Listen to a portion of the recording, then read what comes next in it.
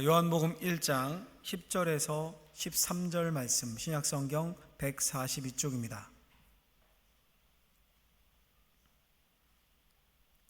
그가 세상에 계셨으며 세상은 그로 말미암아 지은 바 되었으되 세상이 그를 알지 못하였고 자기 땅에 오매 자기 백성이 영접하지 아니하였으나 영접하는 자 곧 그 이름을 믿는 자들에게는 하나님의 자녀가 되는 권세를 주셨으니 이는 혈통으로나 육정으로나 사람의 뜻으로 나지 아니하고 오직 하나님께로부터 난 자들이니라. 아멘. 하나님 감사합니다. 하나님의 말씀 앞에 섰습니다. 말씀이 능력이고 불이요 방망이고 수술용 메스라고 성경에 말씀했는데 그 말씀이 우리를 변화시키고 우리를 새롭게 하고 우리에게 능력이 되게 하여 주옵소서. 예수님의 이름으로 기도하옵나이다. 아멘. 오늘은 예수 믿는 사람 무엇이 다른가 라는 제목으로 하나님의 말씀을 선포하고자 합니다.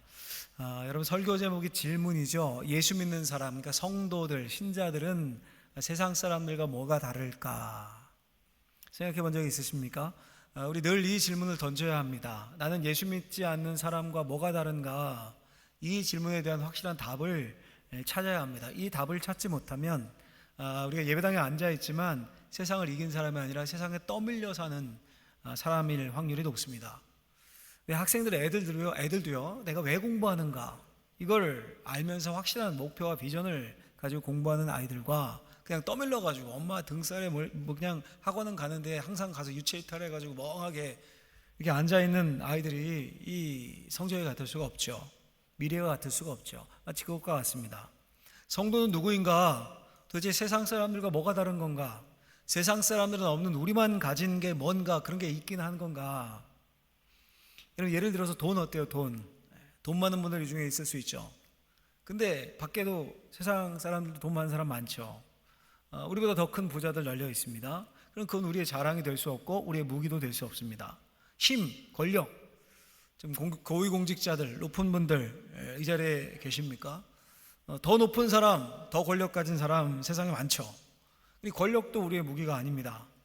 그래서 세상 사람들이 돈과 권력은 더 많이 가지고 있습니다. 그러면 성도가 세상 사람들과 다른 건 뭡니까? 우리에게만 있는 특별한 거, 구별되는 거 뭡니까? 성경은 그건 능력이라고 말해요. 능력인데 어떤 능력일까요? 돈 버는 능력이요? 아니면 지적인 능력? 말빨? 말 잘하니까요? 말 잘하는 능력? 그런 게 아니라 소위 영적인 능력이에요. 영적인 능력. 소위 영권입니다. 영적인 권세. 그 영권이 어디서 옵니까? 하늘에서 와요. 하늘에서. 그러니까 세상 사람들은 절대로 가질 수 없는 겁니다. 우리만의 독특한. 여러분, 우리 하나님은 어떤 분이십니까? 사랑이 많으신 분이시고 자비로운 분이시고 그 인자하심이 영원한 분이십니다. 근데 그렇게 자비롭고 사랑이 많고 인자하신 분이지만 세상 사람들에게는 이 영권을 주지 않으십니다. 오직 하나님의 백성에게만 이 영적 권세를 주십니다. 그러니까 신자들만이 갖는 특권, 능력, 이게 바로 영권이에요. 영권. 사도 바울이 이런 말을 하죠. 고린도전서 4장에 보면 하나님의 나라는 말에 있지 아니하고 어디 있다고요? 오직 능력에 있다. 능력에 있습니다. 하나님의 나라는 말에 있지 않고 말 잘하고 여기 있지 않고 능력에 있어요. 그 능력도 영권이 있어야 가능한 거죠. 영권이 능력으로, 영적 권세가 능력으로 드러나는 거예요. 현실에서. 이 영권이 뭡니까? 영권이 한마디로 하면 영적인 권세, 하늘의 권세, 영적인 실력입니다. 영적인 것에 있어서 절대 강자가 되는 것, 영권이 있는 사람입니다. 여러분 생각해보세요. 영권을 영적 실력이라고 했습니다. 어떤 아이가 학생이 공부를 열심히 해요. 수학 공식을 달달달달 외웠습니다. 제가 이제 어떤 진짜 프로에서 봤는데 진짜 공부 잘하는 학생이 나왔어요. 그 프로에 공부를 이렇게 뭐라고 해야 되나 코칭해주는 그런 프로인데 5, 1등급이에요. 다 그냥 점수가 다 잘해요. 근데 수학만 4등급. 그것도 운 좋게 4등급이고 평균 6등급. 그러니까 평균보다 못하는 거죠. 50% 아래인 거죠. 근데 이 친구가 수학 공부를 안 하냐? 수학 공부에 제일 많은 시간을 투자해요. 열심히 해요. 공식을 달달 외워요. 근데 실제 시험만 치면 바닥인 거예요. 공식 응용이 안 되는 거예요. 수학 실력이 있는 겁니까? 없는 겁니까? 없는 거죠. 아무리 시간을 들여도 공식을 달달 외워도 현실에서 안 드러나니까 능력으로 이거는 실력이 없는 거죠. 우리 신앙생활도 마찬가지입니다. 신앙은 이론이 아니라 실제 삶입니다. 영권이 있는 사람은 성경을 많이 알고 뭐 이런저런 빠삭하고 신학 지식이 엄청나고 뭐 환상을 보고 단순히 이런 차원이 아닙니다. 땅의 문제를 하늘의 지혜로 풀 수 있는 사람입니다. 그러니까 진리를 머리로만 아는 게 아니라 실제 삶에서 풀어낼 수 있는 능력인 거예요. 적용할 수 있는 능력, 그게 바로 영적인 실력, 영권입니다. 여러분, 솔직히 오늘날 우리 한국교회 안에 이 패배주의가 가득하죠. 다 모든 게 축소되는 시대인데 애들은 없고 교회 사람들은 고령화되어 있고 뭐 되겠어? 세상은 점점 교회 싫어하는데 비난하는데 전도가 되겠어? 뭐 되겠어? 이런 생각이 가득합니다. 왜 그렇습니까? 영권을 놓쳤기 때문이에요. 우리 영권이 없으면 세상에서 조롱당할 수밖에 없습니다. 교회가 세상보다 돈이 많습니까? 아니, 설령 교회에 돈이 많아도 그걸로 세상이 교회를 두려워하고 막 신자들을 부러워하고 그럴까요? 아니에요. 오히려 반대가 된 것 같아요. 우리가 세상의 돈의 위력에 주눅 들고 기죽고 그렇게 살지 않습니까? 왜 그런 겁니까? 영권을 잃어버렸기 때문이에요. 영적 권세가 없으면 세상 속에서 이리 치이고 저리 치일 수밖에 없어요. 세상과의 싸움에서 이길 수가 없습니다. 교회에서는 다 열심히 하고 막 소리질러 막 통성기도 하고 쭉 하고 막 박수하면서 신나게 찬양하고, 근데 세상에 가면 슬며시 꼬리를 내리고 밥 먹을 때도 기도하는 둥 마는 둥. 회사에서 야, 너 교회 다녔었어? 그 말 들으면 오히려 본인이 놀라요. 깜짝 놀라 화들짝. 이런 이중적인 신앙생활을 하고 있지 않습니까? 그러니까 교회가 세상을 우습게 봐야 되는데 세상이 교회를, 신자를 우습게 보는 시대가 아닙니까? 다 뭐가 문제인 겁니까? 우리가 영권, 영적 권세를 잃어버렸기 때문이에요. 초대교회를 생각해 보십시오. 유명한 베드로의 선포 우리가 잘 알죠. 미문 앞에서 성전에 들어가다가 나면서부터 걷지 못한 자들이 있었을 때, 나면서부터 걷지 못한 자가 있었을 때 뭐라고 선포하며 그를 일으킵니까? 우리 같이 한번 선포해 보죠. 잘 아는 말씀, 사도행전 3장 6절을 큰 목소리로 읽고 아멘으로 받습니다.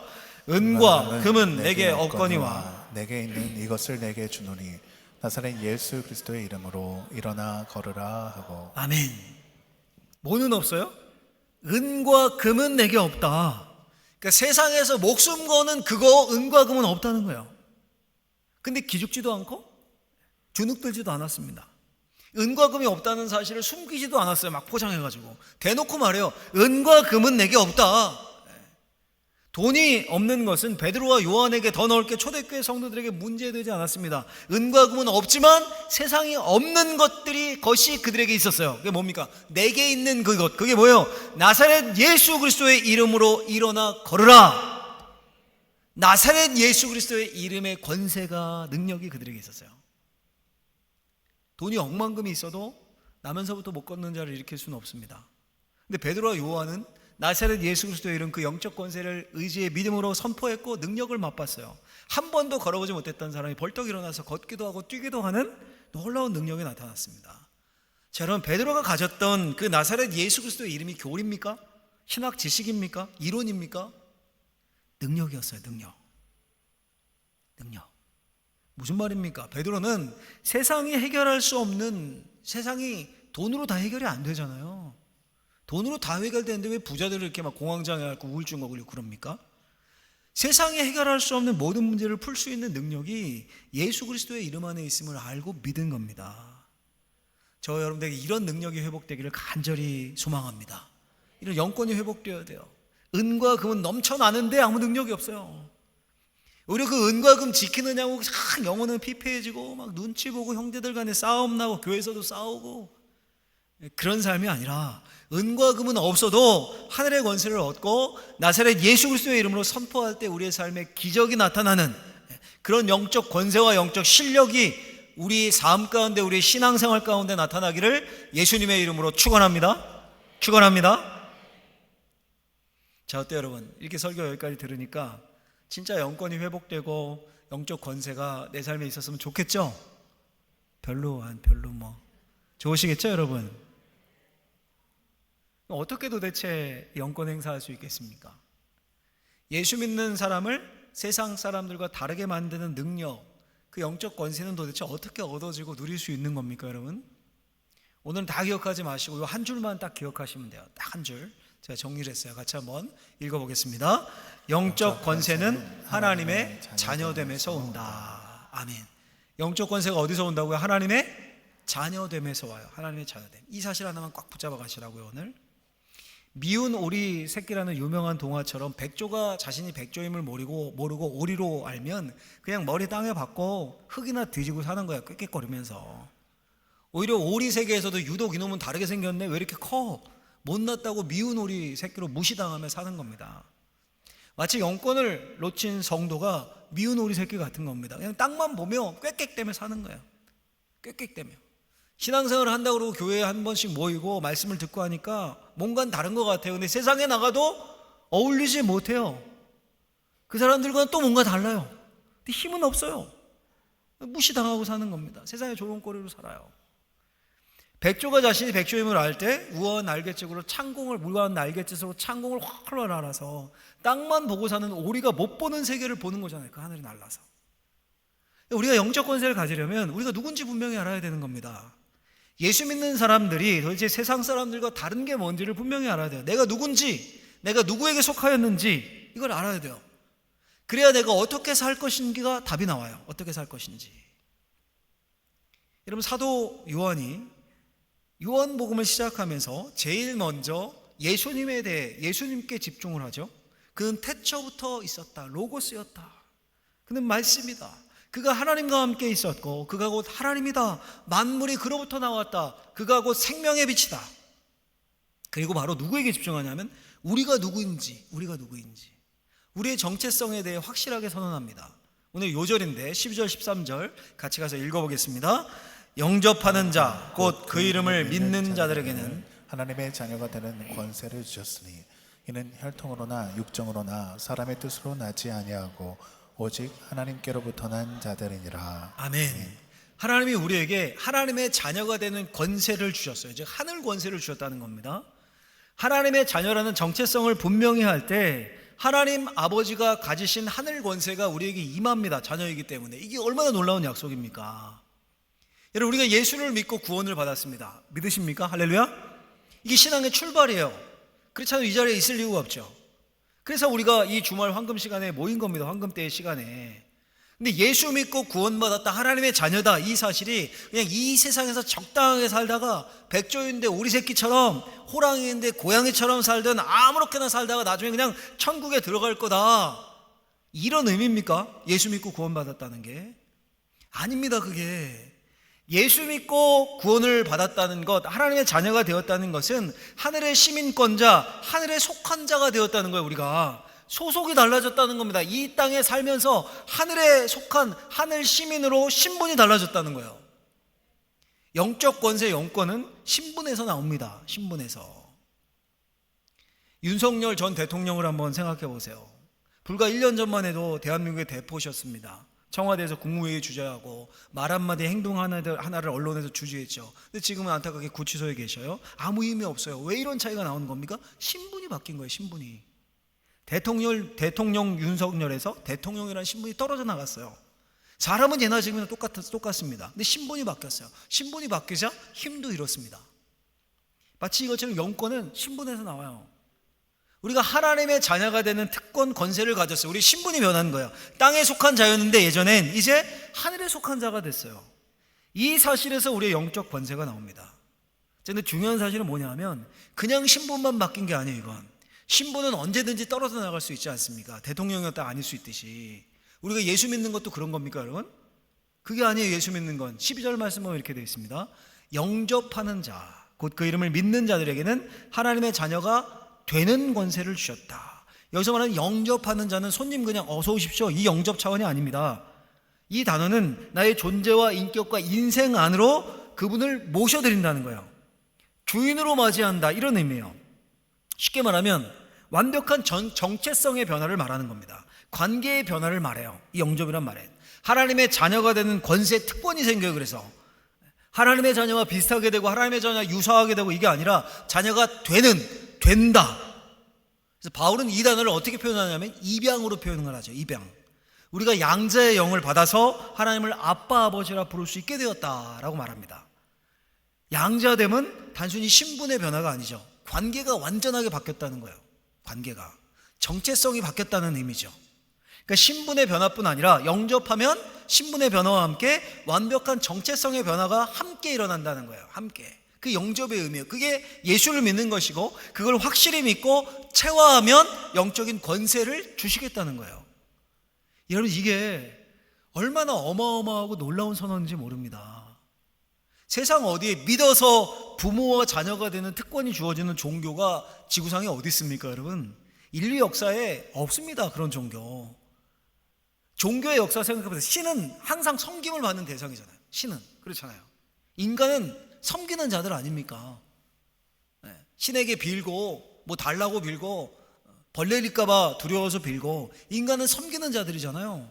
근데 섬김을 받는 대상인 신과 섬기는 인간 사이에 믿음으로 부모와 자녀라는 가족 관계가 성립된다, 이런 종교가 도대체 어디 있냐고요. 기독교가 유일합니다. 기독교가. 놀라운 특권이에요, 특권. 그래서 권세라고 표현하고 있어요. 이 특권 때문에, 이 변화 때문에 하나님을 믿는 모든 자들이 하나님 아버지를 한 아버지로 둔 형제요 자매가 되죠. 교회는 사람을 섬기는 게 아니라 같은 한 아버지를 모신 사람의 가족 공동체, 바울의 표현대로 하면 하나님의 권속, 하나님의 대가족이 되는 겁니다. 근데 여러분, 이 하나님의 자녀가 되는 특권이 누구에게 주어져요? 믿기만 하면, 믿는 자들에게, 영접하는 자들에게, 누구든지 상관없이 주어져요. 믿는 모든 사람들에게 주어집니다. 유대인이든 이방인이든지, 남자든지 여자든지, 주인이든지 노예든지, 부자든지 가난한 자든지, 유식한 자든 무식한 자든 누구든 상관없이 어떤 차별도 없는 특권이에요. 근데 특권인데 공평해요. 야, 이거 역설적인 겁니다. 굉장히. 특권이란 말 자체는 공평이 들어가 있는 단어가 아니잖아요. 특권은 공평할 수가 없죠. 뭔가 특권이 있다는 것 자체가 차별이 있고 불공평하다는 의미잖아요. 근데 특권인데 누구든지 공평해요. 그래서 하나님이 하시는 일이 신비로운 겁니다. 특권인데 공평한 건 믿음밖에 없어요. 믿음 자체가 민족이나 성별이나 신분이나 돈이나 학력에 근거하지 않습니다. 그렇기 때문에 공평해요. 이게 얼마나 감사하고 감격스러운 일인지 모릅니다. 내가 조금 가난해도 돼요. 많이 못 배웠어도 됩니다. 조금 실수해도, 조금 연약해도, 조금 비천해서 세상에서 알아주지 않아도 이 특권에서 결코 배제되지 않습니다. 왜 그런 겁니까, 여러분? 12절에서 이렇게 말씀해요. 13절, 다시 한번 13절 가서 읽어보죠. 같이 읽겠습니다. 이는 혈통으로나 육정으로나 사람의 뜻으로 나지 아니하고 오직 하나님께로부터 난 자들이니라. 아멘. 뭐라고 얘기합니까? 이 특권의 근거가 세상의 소유 혈통이 아니라 오직 하나님께로부터 난 자들이다. 하나님에게 있다는 거예요, 이 특권의 근거가. 여러분, 이 세상의 모든 자녀됨은 혈통을 근거로 합니다. 핏줄이 있죠. 어머니 아버지가 있습니다. 남녀의 성적 결합으로 인해 자녀가 나오는 겁니다. 그러니 자발적이든 강제적이든 뭐 사고에 의해서건 100% 혈통엔 사람의 뜻이 개입이 됩니다. 이게 모든 사람의 첫 번째 출생이에요. 혈통적인 출생, 핏줄. 근데 지금 요한이 뭘 말합니까? 두 번째 출생이 있다는 거예요. 그건 영적인 출생입니다. 혈통이나 육정이나 사람의 뜻과는 무관한 출생입니다. 오직 어디서 나요? 하나님께로부터 난다. 그러니 하나님의 자녀들은 또 다른 출생을 경험하는 거예요. 그게 예수 믿는 것이고, 그걸 우리가 아는 말로 뭐라고 합니까? 교회 좀 다닌 분들, 거듭남이라고 하는 거예요. 거듭남. 영어로 하면 뜻이 더 명확해지죠. born again. 또다시 태어남. 두 번째 출생. again. 다시 태어남. 예수님의 출생이 이 샘플입니다. 본입니다. 말씀이신 예수님이 육신이 되어 오셨습니다. 외관상으로는 어땠습니까? 요셉과 어머니 마리아, 아버지 요셉 사이에서 태어난 사람의 아들이에요. 혈통이 있습니다. 근데 동시에 성령으로 잉태된 분입니다. 혈통이나 육정이나 사람의 뜻이 출생에 아무 영향을 미치지 못한 하나님의 아들입니다. 이 예수님의 본이 우리가 하나님의 자녀됨에 적용이 되는 거예요. 거듭남은, 두 번째 출생은 인간에게 의존되어 있지 않습니다. 인간의 자격이나 조건이나 행위나 노력에 따른 게 아닙니다. 전적인 하나님의 은총, 하늘로부터, 하나님께로부터 난 자들이다. 여러분, 오늘 우리가 보는 이 말씀이 굉장히 중요한 말씀인데요, 오늘 요절이라고 한 12절 말씀, 영접하는 자 곧 그 이름을 믿는 자, 줄이면 예수 믿는 자들이잖아요. 그러면 하나님의 자녀가 된 권세가 주어진다. 권세, 능력이 주어진다. 근데 이게 우리가 굉장히 아무것도 아닌 것처럼 쉽게 생각하고 받아들이는데, 예수 믿는 게 절대 그렇게 쉬운 게 아닙니다. 오늘 본문의 흐름만 봐도요, 우리가 봤는데 요한복음 1장 5절에 보면 이런 말씀이 나와요. 빛이 돼 어둠이 깨달아요, 못 깨달아요? 못 깨달아요. 빛이 태초를 이야기하는 거예요. 만물을 창조하기 전에도 어둠이 빛을 깨닫지 못했어요. 그 다음에 10절로 내려가면 이 범위가 좀 줄어요. 그가 세상에 계셨으면, 이제 세상에 나오죠. 세상은 그로 말미암아 지은 바 되었을 때 세상이 그를 알지 못하였고, 그러니까 창조 때부터 아브라함 때까지 그 세상 참빛을 알지 못했어요. 이제 11절 가면 범위가 더 좁아져요. 자기 땅에 오매 자기 백성이 영접하지 아니하였으나. 자기 땅에 왔어요, 택한 백성. 근데도 빛을 알아보지 못해요. 영접하지 않습니다. 그러니 무슨 말입니까? 창조 때부터 이스라엘 전 역사에 걸쳐서 어둠이 빛을 깨닫지 못합니다. 더 확장하면 인류 역사 전체에서 항상 어둠은 빛을 깨닫지 못했습니다. 그런데 그 중에 영접하는 자, 곧 그 이름을 믿는 자들이 있다는 거예요. 세례 요한 같은 자신의 전 존재를 걸고 그 빛을 받아들입니다. 생명의 빛이신 예수님을 자신의 삶의 자리에 중심에 둡니다. 내가 주인 되었던 삶, 나 중심으로 살던 삶에서 이제 주님이 주인 되어주시고, 주님 중심의 삶 살 때마다, 결정할 때마다 예수님이라면 어떻게 하셨을까? 예수님이라면 뭘 원하실까? 주님을 의지하며 진짜 하나님의 자녀가 됩니다. 자, 이런 사람이 많겠냐고요, 여러분? 많을까요? 전 세계 인구의 4분의 1, 거의 26억이 기독교인이라고 하니까, 또 한국교회 교세가 800만, 600만 뭐 자랑하니까, 지금 우리 교회에 이렇게 많은 사람이 한꺼번에 예배드리고 있으니까 이런 사람이 엄청 많을까요? 만약에 그렇다면 주님이 한 밭에 알곡과 가라지가 있다, 이런 비유하지 않으셨을 거야 아마. 예수님이 구원 얻을 자에 대해서 말씀하시면서 좁은 문으로 들어가기를 힘쓰라, 좁은 문으로 들어간 자가 많지 않다, 이런 말씀도 하지 않으셨을 거예요. 심지어 나더러 주여 주여 하는 자마다 다 천국에 들어갈 것이 아니다, 이 말씀도 하지 않으셨을 거예요. 제가 무슨 말을 드리려는지 아시겠죠? 어쩌면 진짜 천국 백성, 진짜 예수님을 믿는 자, 진짜 하나님의 자녀됨의 특권을 누리고 영적 권세를, 영적 실력을 가진 자들은 많지 않을 수도 있다는 거예요. 소수일 수도 있다는 거예요. 여러분, 다시 우리 설교 제목 질문으로, 처음 질문으로 한번 돌아가 보죠. 예수 믿는 사람은 뭐가 다릅니까? 예수 믿는 사람의 특이한 점, 세상 사람들과 다른 점이 뭡니까? 사실 질문에 답이 있죠. 예수 믿는 게 다른 거예요. 예수 믿는 게 다른 거예요. 예수 믿는 건 단순한 취미 생활이 아닙니다. 교회에 사람들 많다니까 뭐 좀 이익을 볼까? 모인 동호회가 아니에요. 내 존재를 건 결단입니다. 하나님으로부터 난 은총, 은혜예요. 예수를 믿으면 하나님의 자녀가 되는 권세가 주어집니다. 바울이 이렇게 말해요. 로마서 8장 14절 말씀에 보면, 무릇 하나님의 영으로 인도함을 받은 사람은 곧 하나님의 아들이라. 누가 하나님의 아들, 하나님의 자녀입니까? 하나님의 영으로 인도함을 받은 자들. 다른 말로 하면 성령 충만해서 성령이 이끄시고 성령이 인도하시는 사람들이 하나님의 자녀입니다. 하나님의 영이신 성령께서 하나님의 말씀인 이 말씀을 지도와 교본 삼아서 하나님의 자녀를 인도합니다. 삶의 나침반이 되십니다. 여러분, 우리가 누구의 인도를 받느냐에 따라 삶이 달라지잖아요. 조폭의 인도 받으면 조폭 되는 겁니다. 사기꾼 인도 받으면 사기꾼 되는 거예요. 돈의 인도 받으면 돈의 노예 됩니다.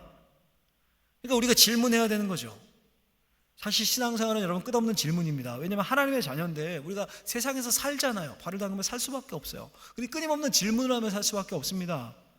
이 시간에 여러분 한번 질문해 보십시오. 속으로. 나는 지금까지 누구의 인도를 받고 살았는가? 예배당에 앉아있지만 난 진짜 누구의 인도를 받고 살았는가? 난 요즘 누구의 인도를 받고 사는가? 하나님의 영, 성령의 인도를 받으며 사셨습니까? 혹시 돈의 영, 만몬의 인도 아래 살지 않으셨습니까? 내 욕망의 인도를 따라 살지 않으셨습니까? 그럼 죄송하지만 하나님의 자녀가 아니라고 성경은 말해요. 당연히 영적 능력도 나타나지 않았을 겁니다. 예수 믿는 게 기쁨이 없었을 거예요. 이게 제 판단이 아니라 성경 말씀이죠. 분명히 하나님의 영으로 인도함을 받는 자라야 하나님의 아들이다 라고 하지 않습니까?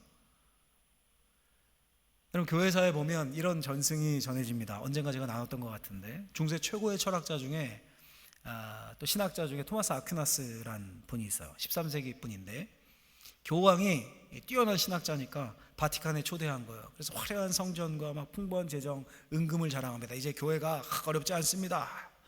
아케다스가 다 둘러보고 이렇게 쏘아붙입니다. 이젠 교회가 나사렛 예수 그리스도의 이름으로 걸으라고도 할 수 없을 겁니다. 이런 꼭 오늘날 저와 우리의 모습이 아닙니까? 영권 대신에, 영적인 능력 대신에 은과 금에 사로잡혀 있어요. 하나님의 자녀됨의 특권은 돈과 세속화의 물결 속에 삼켜졌습니다. 성령의 인도하심, 성령 충만함에 대한 갈망도 없습니다. 하나님이 일하시면 된다, 이런 믿음도 점점 희미해집니다. 그러니 기도의 자리는 점점 비고 기도의 열기는 식습니다. 머리만 커졌습니다. 우리 사랑하는 바우지엘교회 성도님들, 100년의 역사를 우리가 딛고 새로운 100년을 꿈꾸는 시점입니다.